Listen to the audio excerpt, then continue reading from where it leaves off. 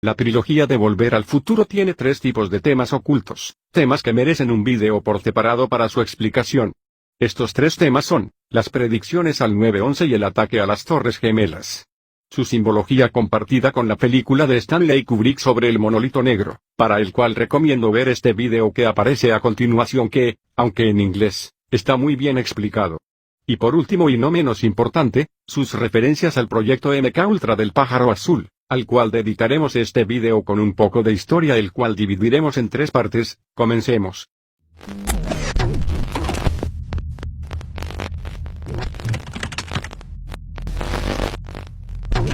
Si la élite quisiera establecer una dictadura mundial, necesitarían infiltrar agentes en todos los campos, y en la cúspide de cada campo habría miembros de la élite trabajando para el ambicioso plan. Los agentes deberían saber lo mínimo sobre el plan, pero suficiente para que cumplan sus tareas, eso es, compartimentalización y necesidad de saber. El mejor espía es aquel que no es consciente de ello. Un hipnotista puede asignar misiones al inconsciente del hipnotizado, y, mientras el inconsciente lleva a cabo la tarea programada, como memorizar nombres, posiciones, etc., el consciente ni tan siquiera se da cuenta de ello. En caso que el espía inconsciente fuera acusado, la persona sinceramente negaría su implicación, algo que no lograría ni el mejor de los actores. El defecto de la programación basada en la hipnosis es que no se adhiere tan profundamente como la basada en el trauma. En consecuencia, el control mental basado en hipnosis es menor y más fácil de romper. En el caso de un simple espía inconsciente es muy limitado y con pocas utilidades. Suponiendo que la élite desease una legión de agentes, cuyas vidas fueren controladas totalmente para servirles y conseguir sus planes, necesitarían un potente sistema de control mental basado en un método científico para poder ser aplicado en masa. Los antiguos de la civilización, como los fenicios, egipcios, babilonios, cananitas, etc., aprendieron, seguramente de los seres adorados como dioses, o sea, los vigilantes y sus descendientes, a quienes entregaron conocimientos prohibidos que, mediante experiencias traumáticas, la mente se protege fragmentando dicha información. Mediante este proceso la mente se disocia de sí misma. Estos fragmentos pueden utilizarse para formar personalidades estanque, es decir, personalidades con identidad propia y distinta a las demás. Actualmente esta patología es conocida como Multiple Personality Disorder, o trastorno de identidad disociativo. Desde tiempos remotos se ha utilizado la programación mental entre los miembros de sociedades secretas por 2 motivos básicos. Lo han utilizado para no permitir que los miembros generacionales de estas sociedades se liberen saliendo sus planes a la luz. También como entidad ocultista satanista en sus rituales es necesario el sacrificio de humanos que, a pesar de tener un enorme estómago, emocionalmente un humano normal no podría soportar tales brutalidades. A pesar de haber pocos registros en la historia contemporánea útiles para evidenciar personajes controlados mentalmente, algunos investigadores como Walter Boward, autor de Operation Mind Control, tras haber entrevistado y analizado a miles de víctimas con disturbio múltiple de personalidad, al mirar biografías y documentos de personajes importantes, pueden distinguir si son disociados o no, debido a que los patrones de comportamiento y la infancia son similares. El primer libro tratando sobre el satanismo y el disturbio múltiple de personalidad fue en 1921, por el profesor filósofo de la Universidad Tübingen, Traugott Constantino Sterreich, con su libro traducido al inglés en 1930 titulado Posesión demoníaca y otras. Este reveló que el control mental basado en trauma estaba siendo usado en Francia, Alemania y Bélgica mucho antes del amanecer del siglo XX. Los supervivientes y profesionales han contado sobre cómo los británicos usaron agentes programados a través de disturbio múltiple de personalidad en la Primera Guerra Mundial. Aunque el trauma puede ser olvidado, subconscientemente todavía los está afectando a ellos y sus vidas, física, mental y emocionalmente. Durante la Primera Guerra Mundial, el gobierno británico utilizó agentes programados con disturbio múltiple de personalidad. A pesar de que algunos soldados al ir a la guerra quedan tan traumatizados que al volver sus memorias quedan disociadas, son demasiado adultos para ser programados. Quizás puedan servir para técnicas de control mental variado, pero no podrán programar un esclavo tan controlado mentalmente. En la Segunda Guerra Mundial se crearon las condiciones necesarias para poder experimentar la resistencia y mecanismos de supervivencia del cuerpo humano frente al trauma y así poder cientificar el antiguo sistema de control mental. Los campos de concentración nazis sirvieron de laboratorio, y los judíos y otras minorías sirvieron como conejillos de indias. Uno de los científicos más sádicos y sangrientos experimentado con los conejillos era el Dr. Mengele, también conocido como el Dr. Green, proveniente de una familia Illuminati. Mengele cursó estudios en Múnich, Alemania, sobre fisiología, antropología y medicina, pero también era experto en cábala y demonización. Algunos de los experimentos llevados en los campos consistían en calcular la resistencia del cuerpo al frío hasta saber el punto de rotura, es decir, antes de morir. Para hacer esta experimentación ponían sujetos de diversas características, niños, mujeres, hombres y ancianos, en una zona con temperaturas bajísimas y cronometrando el tiempo agonizado hasta morir. Una técnica muy experimentada por los nazis fue atar a una persona boca abajo y esperar de 2 a 3 horas hasta que la sangre no llegase al estómago. Los efectos que anotaron en sus carpetas fue la inversión de dolor a placer y delirios alucinógenos. Estos científicos nazis tuvieron acceso a documentos escritos en jeroglíficos, papiros, provenientes de las civilizaciones antiguas, guardadas en bibliotecas iluministas, que a lo largo de la historia han ido robando y ocultando, prioritariamente de índole ocultista. Antes de finalizar la guerra se aprobó el proyecto Paperclip, y las anotaciones e investigaciones nazis fueron a parar a las manos de los aliados de Inglaterra y Estados Unidos. Hubertus Strugol, científico nazi que experimentó con cobayas humanos, generalmente prisioneros de guerra, la resistencia al frío del cuerpo humano. Este era del triste final para miles de deportados en el campo de concentración de Dachau. Hubertus Strugol fue reclutado para el proyecto Paperclip. El proyecto Paperclip consistió en acoger a científicos y algunos militares de alto rango, que colaboraron con los Illuminatis, para trabajar en Estados Unidos y Canadá. También, como bien se sabe, muchos nazis huyeron, con ayuda o por cuenta propia, en América Latina. Incluso investigadores de la Segunda Guerra Mundial no descartan la seria hipótesis que Hitler huyera en Centro o Sudamérica, que concuerda con un documento recientemente desclasificado por el FBI donde se habla de esta posibilidad. En 1947, se constituyó el Tavistock Institute, organización no gubernamental sin ánimo de lucro aparente. Esta organización investiga el comportamiento sociológico, psicológico y psicoanalítico, la ciencia política y el comportamiento organizativo. Su sede central está en Londres, Inglaterra, concretamente en la City, zona donde se decide las estrategias mundiales a seguir en todos los campos, político, financiero, social, religioso, etc. Los Illuminatis dejan su firma con simbología ocultista. De aquí que la City esté tan cargada de tanta simbología, mostrando quiénes son sus dueños. El actual edificio del Tavistock Institute fue regalado para el Marqués de Tavistock al Instituto Tavistock de Relaciones Humanas de Londres para estudiar el efecto traumático, causado por los bombarderos, en los soldados británicos de la Primera Guerra Mundial. El objetivo del estudio era establecer el punto de rotura de los hombres bajo situación de estrés. Este estudio era supervisado por el Departamento de Guerra Psicológica del Ejército Británico, dirigido por Sir John Rawling Resnick. Por orden del presidente Roosevelt, el general Donovan fue enviado a Londres, en el Tavistock, para ser indoctrinado y aprender cómo formar la OSS, hoy en día, la CIA. Actualmente Tavistock controla la mayor agencia de inteligencia del planeta, la MI6, la agencia británica, cuyas extensiones son la CIA, la Mossad y otras agencias como la francesa. A día de hoy, Tavistock Institute tiene instituciones en todos los países europeos y norteamericanos. Mediante su multitud de investigaciones y otras entidades colaboradoras se crean grupos de estudios llamados tanques pensantes. Cada grupo se dedica a realizar un profundo estudio e investigación en un ámbito muy específico. Los resultados de estas investigaciones van a los cuarteles de Londres, donde toda la información es procesada para así saber toda la faceta del comportamiento, colectivo o individual, del humano y cómo manipularlo. Con un total de casi 400 filiales y aproximadamente 2.000 grupos de estudio. Entre estas filiales y grupos está la prestigiosa MIT, la Universidad de Pensilvania, Universidad de Stanford, Instituto de Estudios de Política, la Fundación Hereditaje y el Centro de Estudios Internacionales y Estratégicos de Georgetown.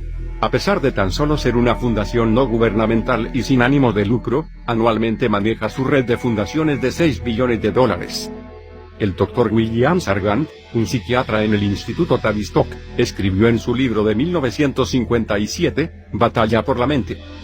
Varias clases de creencias pueden implantarse en muchas personas después de que la función cerebral ha sido deliberadamente perturbada por miedo, enojo o excitación producido deliberadamente o accidentalmente, de los resultados causados por tales perturbaciones. El más común es criterio temporalmente dañado y elevada sugestibilidad.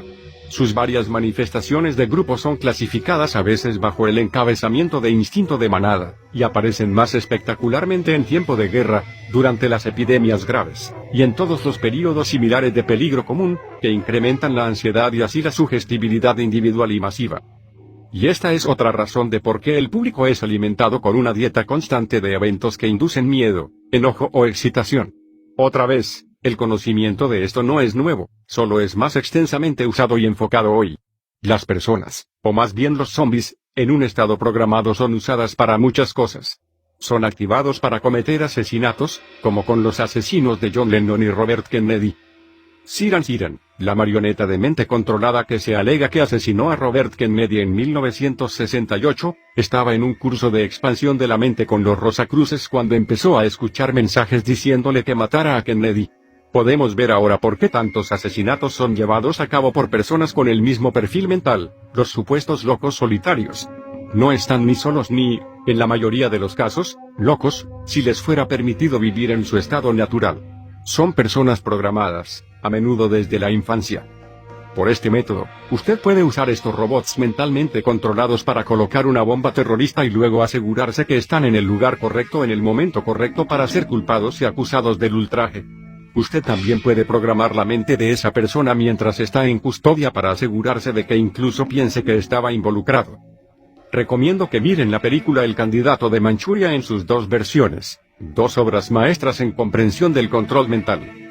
Ya hace tiempo que fueron desclasificados una serie de datos sobre los programas de control mental, de modo que mucha información que se dispone no es nacida de entenebrecidas mentes de perseguidores de confabulaciones, sino que están probadas objetivamente, por completo y sin sombras de duda. Pueden encontrar material en el sitio oficial de la CIA, o en Want to Know. Esta información muestra que las agencias llevaron adelante programas sin interrupciones desde 1951 en adelante, aunque hay antecedentes aún más tempranos. De 1951 a 1953 fueron Bluebird y Artichoke. En 1953 se convirtieron en MKUltra, que duró hasta 1963, además de 149 subproyectos. Una transformación administrativa convirtió el proyecto a MK-Search, que siguió hasta 1973.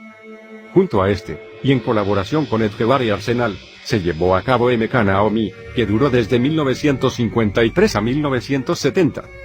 Cabe aclarar que las siglas MK que aparecen como prefijo de la mayoría de los proyectos son la abreviatura fonética de Mind Control o Control Mental. El primer programa conocido de control mental, llamado Proyecto Chapter, fue llevado adelante en 1947 por el ejército de los Estados Unidos. Se basaba en experimentos con drogas. Hasta hoy, aunque se han destapado muchas ollas cocinadas por los servicios de los Estados Unidos en el siglo pasado, los investigadores y periodistas no han logrado mucha información sobre él. El ejército de Estados Unidos creó también las operaciones Third Chance y Vermiat, otros proyectos de los que se sabe el nombre, pero los detalles permanecen en el misterio. Lo que sí se sabe es que la existencia de estos programas es incuestionable. En 1951 comenzó el Proyecto Chapter, otro programa clasificado del ejército de Estados Unidos que buscaba una droga de la verdad con la cual hacer hablar rápido a las personas en medio de emergencias de seguridad. Esos experimentos usaron barbitúricos, anfetaminas y heroína.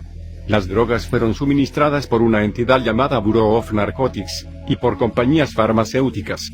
En algunos experimentos los sujetos fueron los propios científicos, aunque la mayoría eran estudiantes. Este proyecto fue abandonado en 1953. En 1950 el director de la Agencia de Inteligencia norteamericana, Roscoe Illencoeter, aprobó el proyecto Bluebird, dando autorización para utilizar fondos reservados para los gastos en estas áreas tan sensibles. Así comenzó el primer programa estructurado de la CIA para el control de la conducta. Tenía como meta el control de un individuo hasta el punto que él ejecute órdenes en contra de su voluntad e incluso contra las leyes fundamentales de la naturaleza, como la autopreservación. Entre sus sujetos experimentales había prisioneros de guerra de Corea del Norte y aquellos sospechados de ser doble agentes. La CIA avanzó en las investigaciones, renombrando Bluebird como Proyecto Artichoke. Para tener apoyo en esta investigación, hizo un esfuerzo propagandístico que buscaba convencer al mundo de que el bloque comunista había desarrollado nuevos e insidiosos métodos para modificar la voluntad humana. Con este argumento explicaron las numerosas confesiones que firmaron los prisioneros norteamericanos durante la Guerra de Corea, en las que decían que los Estados Unidos utilizaron armas bacteriológicas en el conflicto, algo que el público norteamericano se negaba a creer en aquella época, pero era una verdad absoluta. Años después, periodistas investigadores descubrieron que el aparato norteamericano de seguridad había incorporado a especialistas japoneses en guerra bacteriológica que habían producido terror en China. Puedes ver más información en Shiroishi, el médico diabólico y la unidad 731, cuando fue conquistada por Japón en la Segunda Guerra Mundial, y que el conocimiento obtenido de los japoneses fue usado, muy probablemente, en Corea, como habían dicho los soldados de los cerebros lavados. La herida más grande del lavado de cerebro en los años 50 la dejó la propia CIA, engañando a la opinión pública. En 1963 el director de la CIA Richard Elf dijo que las investigaciones de los soviéticos en control mental estaban años por detrás de los logros norteamericanos. También en 1951, el director de la CIA aprobó una sociedad con el ejército y la marina, quienes estaban interesados en encontrar una droga de la verdad. Con la Fuerza Aérea formaron una asociación diferente para estudiar métodos de interrogatorio. La información fue compartida, además, con los gobiernos de Canadá y Gran Bretaña, en un intercambio. Los sujetos del proyecto Artichoke incluían sospechosos de ser agentes, aquellos que se creía podían ser dobles agentes, gente que expresaba razones para estar decepcionada con su gobierno, estudiantes norteamericanos, de los cuales se supone que, con métodos benignos, y los extranjeros, en estos últimos, la CIA tenía tendencia a aplicar ciertos procedimientos en estos antes que sobre ciudadanos norteamericanos. Los experimentos terminales o que llevaban a la muerte se realizaron, habitualmente, en otros países. Se sabe que el método de control que se usó al menos en 2 agentes involucró drogas e hipnosis, o mejor conocido como narcohipnosis. Produjeron una regresión y les hicieron revivir su pasado. Luego de interrogarlos, les hacían olvidar la experiencia por medio de sugestión poshipnótica. En 1952 apareció el Proyecto Castigate, en común entre la CIA y la Marina norteamericana, que se dedicó a probar una poción secreta que consistía en depresivos, estimulantes y el ingrediente activo de la marihuana. Se administraba estas drogas durante 3 días. Los experimentos se realizaron en Alemania en una base secreta de la Agencia Norteamericana de Inteligencia ubicada en una instalación militar. Los sujetos fueron un agente doble, un sospechoso de serlo y 3 desertores. Se considera que este proyecto fracasó. En 1952 surgió el proyecto MK Naomi. Era un acuerdo entre la División de Operaciones Especiales del Centro de Investigación Biológica del Ejército Norteamericano en Fuerte Detrick, Maryland, y un organismo llamado Technical Services Staff, una agencia que cumplía la función de proveer artefactos ingeniosos, algo similar a lo que hacía el viejo Q en las películas de James Bond. La División de Operaciones Especiales del Fort Detrick se dedicaba a producir armas bacteriológicas. Y surge en 1953 el programa Ultra, que se usó para cubrir el uso por parte de los Estados Unidos de armas químicas y biológicas. Se financiaba abiertamente con fondos de la CIA y se enfocó en las drogas, en especial el LSD. La CIA quería convertir el LSD en un arma y se preocupaba mucho de que no cayera en manos de los soviéticos. La CIA usó durante mucho tiempo a los rusos y a la Guerra Fría como excusa para sus acciones ocultas.